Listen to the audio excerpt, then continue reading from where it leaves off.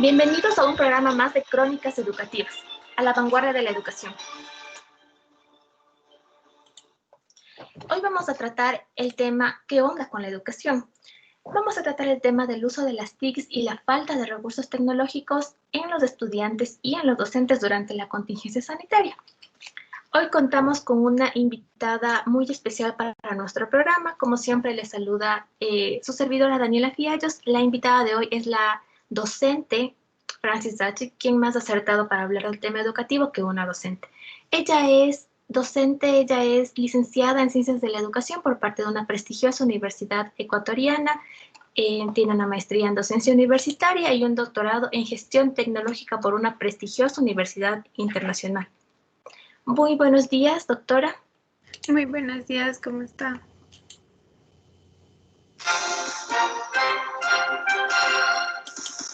Así es, como lo escuchó, el tema del día de hoy es la educación.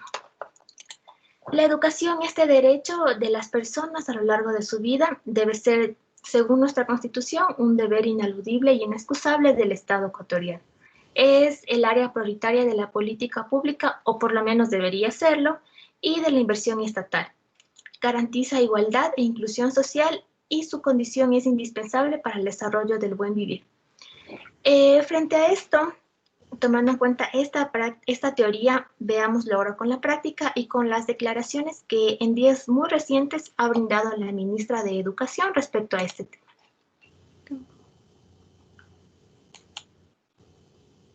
Los estudiantes como los docentes pueden ingresar al portal recursoseducacion.gov.es, donde pueden encontrar más de 840 recursos digitales de enseñanza-aprendizaje. ¿Cómo dices que le dijiste? Nos encontramos trabajando en la impresión de guías educativas, ya que no todos los docentes como los estudiantes cuentan con la conectividad de Internet para garantizar su acceso. ¡Wow! Tengan por seguro que hacemos todo lo posible para que a todos les llegue el plan educativo COVID-19, incluso a las zonas más alejadas del país. No tengo pruebas, pero tampoco dudas. Recomienda ingresar al portal y descargar los documentos en formato PDF, ya sea desde su computadora, su celular o tablet, para evitar la saturación. Una vez descargados los documentos, usted puede compartirlos vía WhatsApp. Este material se actualizará de manera semanal. Excelentes las declaraciones que ha brindado la ministra. Nos plantea un panorama perfecto en el tema educativo y de cómo se está manejando desde el Ministerio de Educación. Pero ahora veamos la contradicción del otro ministro, del ministro de Telecomunicaciones. Él en este caso ha señalado que más de 1 millón de estudiantes no cuentan con acceso a Internet, no cuentan con acceso para conectarse a clases virtuales, tanto en establecimientos fiscales como fiscomisionales, desde que empezó esta contingencia sanitaria. Ahora yo le planteo a usted, doctor, esta duda. ¿Cómo se está manejando este panorama y cómo ve usted las declaraciones de la primera ministra y la contradicción de lo que está pasando realmente en el país? Si bien es cierto, ofrecen y brindan demasiados programas y guías para la educación virtual, pero la realidad es otra, donde tenemos situaciones que impiden hacer un cambio radical en un modelo educativo frente a esta emergencia. Dentro de ella se han presentado docentes que ni siquiera saben abrir un correo electrónico y manejo adecuado de las plataformas. Pero eso no, usted me está mencionando el tiempo que estamos ahorita pasando en esta época. No creo que sea posible que no puedan abrir porque contamos con docentes tradicionales, donde están errados en lo que ellos ya aprendieron, donde innovar no es su fuente, no es su fortaleza para hacer un cambio.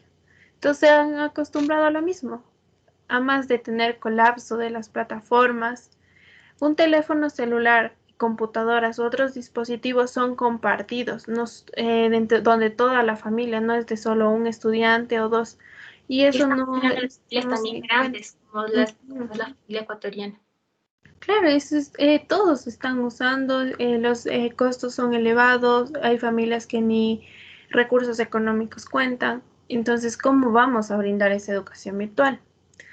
Dentro de esto, los padres también no saben usar la plataforma.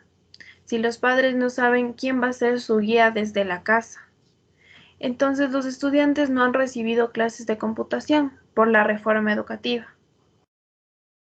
En este caso, usted nos ha mencionado un cambio de mentalidad en los docentes. Yo creo que este cambio también debería ser en los estudiantes. Coméntenos un poco más acerca de este tema, por favor. Claro, en la educación ecuatoriana hoy en día afronta muchos retos tecnológicos y con ellos el principal reto es dar respuesta a los cambios de la sociedad del conocimiento. Uno de ellos es el uso de las TIC, que también implica escoger y adaptar el material orientado a los estudiantes en la selección de los contenidos para un aprendizaje socialmente pertinente. El reto es lograr que diferencie entre lo positivo y lo negativo de la información que se encuentran en las redes, construyendo un juicio valorativo sobre lo que leen. Usted que está inmersa en este ámbito de la educación, yo he escuchado bastante acerca del uso de las TIC, he escuchado que es la nueva forma de plantear los modos de clase, plantear técnicas de información, pero entonces en este caso, en este panorama en que los estudiantes, muchos no tienen acceso a Internet, acceso a computadores, ¿cómo ve mejor el panorama? ¿Para instituciones particulares o para instituciones fiscales? Primero tengamos en cuenta que las instituciones fiscales son instituciones educativas financiadas por el Estado ecuatoriano y las particulares son constituidas y administrativas por personas naturales o jurídicas del derecho privado. Dentro de ella la educación está en instituciones educativas que pueden ser laicas. Y frente a la problemática que me plantea, el país se enfrenta dentro de esto la emergencia sanitaria COVID-19.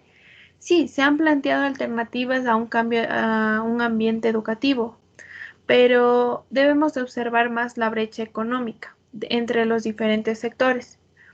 Una de ellas, en las ruedas de prensa, la ministra de Educación hace hincapié que en las instituciones fiscales de la región Sierra y Amazonía no han avanzado en contenidos, que durante el confinamiento las primeras semanas se centró en reforzar lo aprendido del primer quimestre de un año lectivo 2019-2020.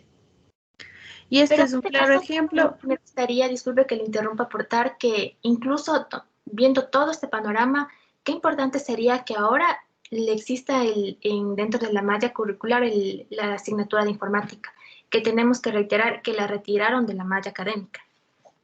Exacto, y esto es un claro ejemplo de una educación tradicional, donde los conocimientos no han avanzado y siguen quedándose atrás. Y por otro lado, también debemos tomar, se tomó la decisión, bueno, la ministra la tomó, porque los padres no son los especialistas de la enseñanza, por una regla general que supone ella. Así Y es. en cambio, dentro de las instituciones educativas particulares se han presentado garantías de continuidad con un programa escolar, un cronograma, garantizando un avance programático por medio de las diferentes plataformas, videoconferencia con los estudiantes, determinando horarios, actividades, metodologías encaminadas a una educación virtual. Y esta flexibilidad que plantea el Ministerio de Educación entre las instituciones particulares y fiscales crea una diferencia e inequidad en el acceso a la educación. Mediante lo hablado, podemos observar que las instituciones particulares están más adaptadas a la educación virtual. Así es. Doctora, le comento que el tiempo apremia en este espacio tan corto y tan como lo es este medio digital. Pasemos, por favor, a los pensamientos finales.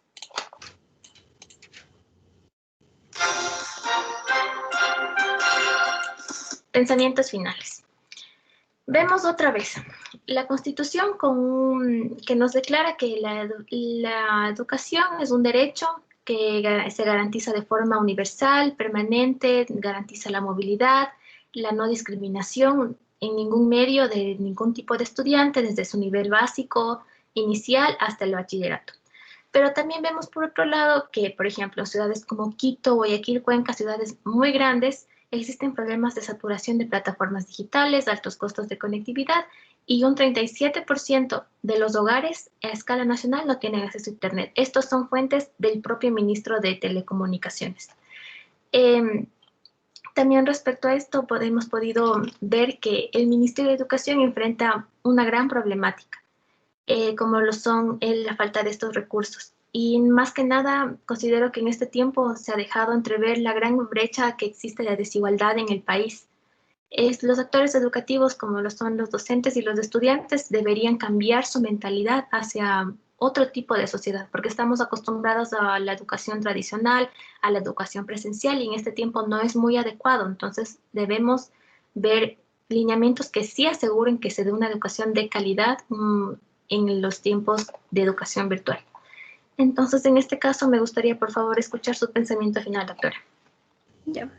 Sí, como menciona, los docentes deben estar prestos al cambio, pero durante todo este tiempo también se han enfrentado a desafíos tecnológicos y a entender que las plataformas o recursos tecnológicos no son el cambio, sino un enfoque pedagógico a la interacción que debe crearse entre un docente y estudiante.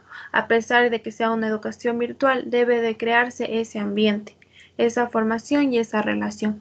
Como dejar de lado el rol importante de los padres, madres o representantes, quienes desempeñan un papel trascendental en la educación, porque ellos depende la adaptación de estos nuevos desafíos. Si ellos fomentan el cambio, vamos a obtener un cambio con todos los miembros y componentes que forman la educación.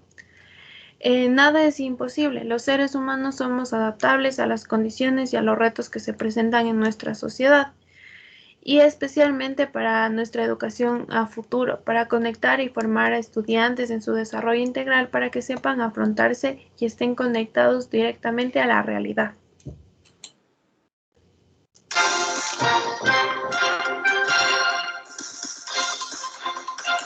Hemos llegado al tiempo de la despedida. Quisiera agradecerle mucho a la doctora que está presente en esta entrevista que le hemos realizado. Hoy hemos hablado acerca de un tema muy importante, muy trascendental, como lo es la educación. Me parece que hemos dado los lineamientos necesarios, tanto como lo han hecho, por ejemplo, la ministra, que ha dado sus declaraciones frente a la realidad de lo que es la realidad de los estudiantes, lo que en verdad pasa dentro de las aulas. Muchas gracias por su participación, doctora. Nos vemos mañana en un nuevo programa. Muchas gracias. Hasta luego.